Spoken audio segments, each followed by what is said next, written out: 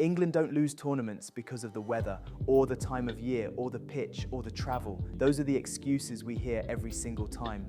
But the truth is deeper and far more uncomfortable.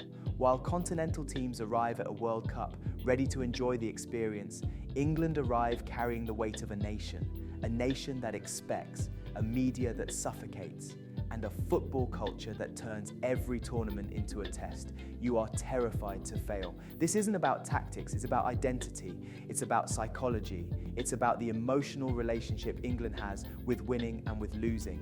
And until that changes, England will keep repeating the same story. This is why football works, and today we're breaking down why England can't win the World Cup and why the excuses don't matter. Continental teams walk into a World Cup like it's an experience to enjoy. England walk in like it's a national exam. They're terrified to fail. And every time England falls short, the media blames the weather, the time of year, the travel, the pitch, the schedule, anything except the real problem. England's emotional relationship with tournaments and winning is the real issue. Today we're breaking down why continental teams stay calm and why England can't escape their own pressure. Across Spain, France, the Netherlands, Portugal, Croatia, the national team is treated as a celebration, not a burden. Players talk about enjoying the camp, expressing their football identity, embracing the moment, and playing with freedom. The pressure exists, but it's not existential. It's not tied to national trauma or decades of "this is our year." For continental teams, a tournament is an expression of who they are, not a judgment of who they aren't. This creates fluidity, creativity, bravery, and emotional freedom. And emotional freedom is a performance enhancer. Now compare that to England. England's national team carries decades of expectation and tabloid pressure, national obsession and fear of ridicule, fear of failure and the weight of football's coming home. Players grow up knowing the national team is a spotlight, not a sanctuary. Every mistake becomes a headline. Every missed penalty becomes a national trauma.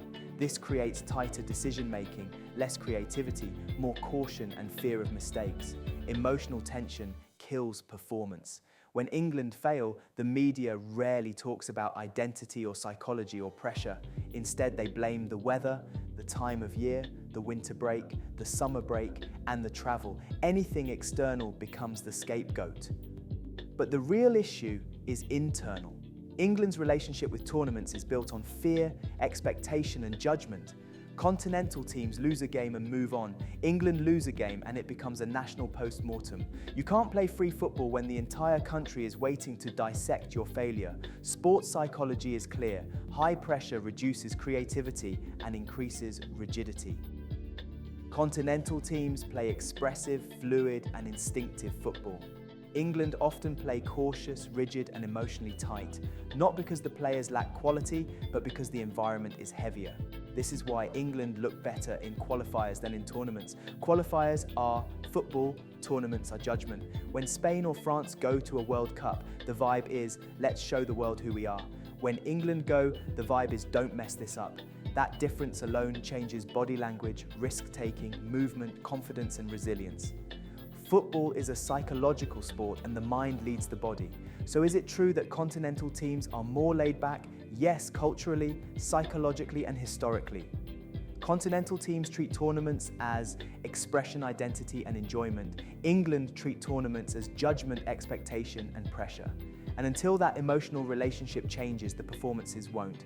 The media can blame the weather and the time of year and the travel, but the real issue is deeper. Continental teams play to express themselves. England play to avoid failure, and that difference explains decades of tournament patterns. This is why football works.